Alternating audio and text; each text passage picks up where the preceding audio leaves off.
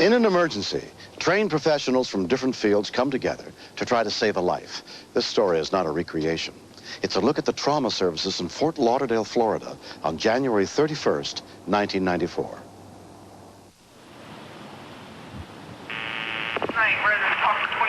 Do you have an emergency? Yes, it's a car accident.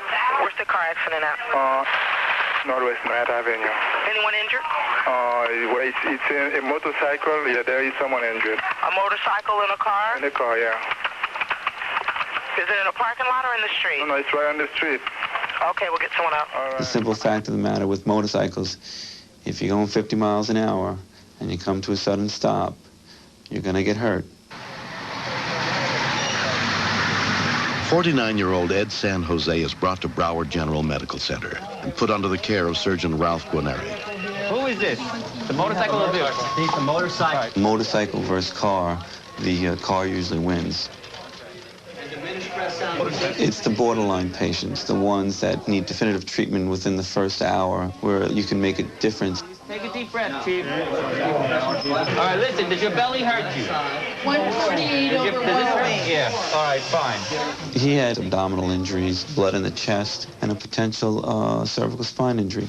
All right, he needs a hard collar, okay? Okay. All right, he's got broken ribs on the left, okay? You got any allergies? No. All right, you got any medical problems? If he hadn't had a helmet, I'm sure he would have sustained a very severe closed head injury. But he was awake and talking to us. Would you lose consciousness? Not yet. Would you? No. Well, you got a sense of humor, okay? Listen, Chief, I got to put a little chest tube in your chest here. It's going to take out some of the blood, okay? Make a fist for me here, honey. Now we're checking to see if there's any blood in his belly. And his most immediate priority was finding out what was bleeding in his belly. Get it on a table. If you don't treat them right away, they bleed to death. You're going to have an operation on your abdomen because you have blood in your belly. You understand that? Okay. They're going to take you.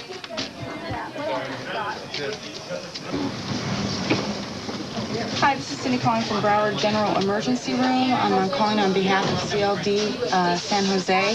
He is here in our emergency room. He was involved in an accident, and we need someone to give us a call back.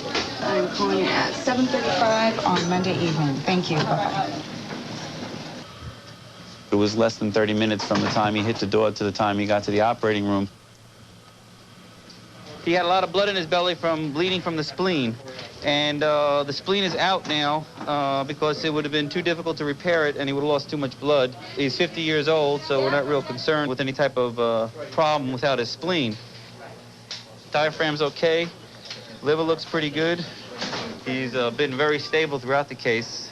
And we expect to be beginning to close in a matter of minutes.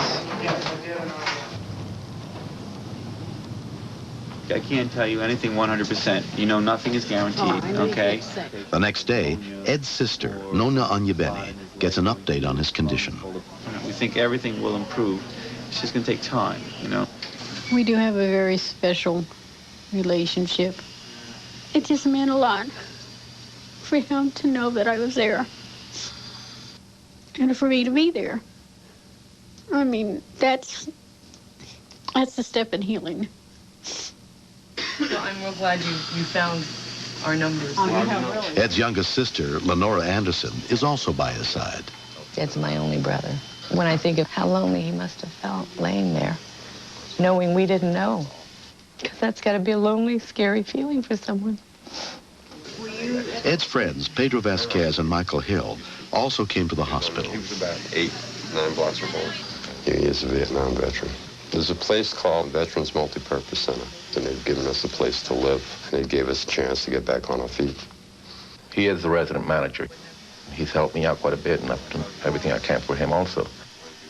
Not too long ago, I got hit by a car, and I had my leg broken. And he tried to help me out any way he could. So now I'm glad I'll be there for him when he comes home. Yeah, the doctor said that the helmet didn't want to help, but he had it on. Thought he would have had a lot of trauma in his head. It kind of hurts because a lot of times, you know, you've seen buddies, like in Vietnam, you see buddies go down, so it kind of brings back some memories, and at least he's still alive, which is good. It's an unbelievable bond between the vets because they know that we don't understand them. We don't know what they went through. We weren't there. We can't imagine it. And there's a bond between them till they die. Ed's former wife, Joan Patton, and their 24-year-old son, James, traveled more than 1,000 miles from their home in Ohio to be with him. Even though I remarried, we have maintained a very close relationship. I always told him if he ever needed me, I'd be there, and I meant it. There's so much things I wanted to say to him, and so much things I wanted to tell him. I love him. I miss him. We live too far apart, and just I wish we could have a better relationship between us. It was hard being with Jimmy and watching him, and yet it was good in a way because I was glad to see that emotion come out, just pure love and caring for what's best for his dad. You're doing all right. I'm the guy who was downstairs talking to you. Remember me? Squeeze my hand. All right, good. It's going to take a while for his chest to heal, and he's going to have some pain every time he takes a deep breath for a couple of months. But Ed is going to do fine. Ed's going to completely recover. 2 months later, Ed celebrated his 50th birthday. Just don't miss your own, that's for sure. Since the accident, it's shown me the value of a support group, to receive support and to offer support in time of need for anybody. And I'm blessed in that respect. Doing their own things out here, resting, relaxing, sunbathing.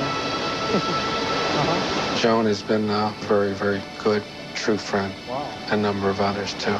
Constantly reassuring me that things would work out, and they have been. I'm very grateful for that. Ed's a very private person, but he needs to learn to accept kindness and caring from others. It's always been hard for him. He's always willing to give it, but it's always been difficult for him to accept. And I think he's going to now be getting instead of giving. It's been a major turning point in my life. I don't recommend it as an opportunity for anybody, but I've turned it around and used it in a positive way.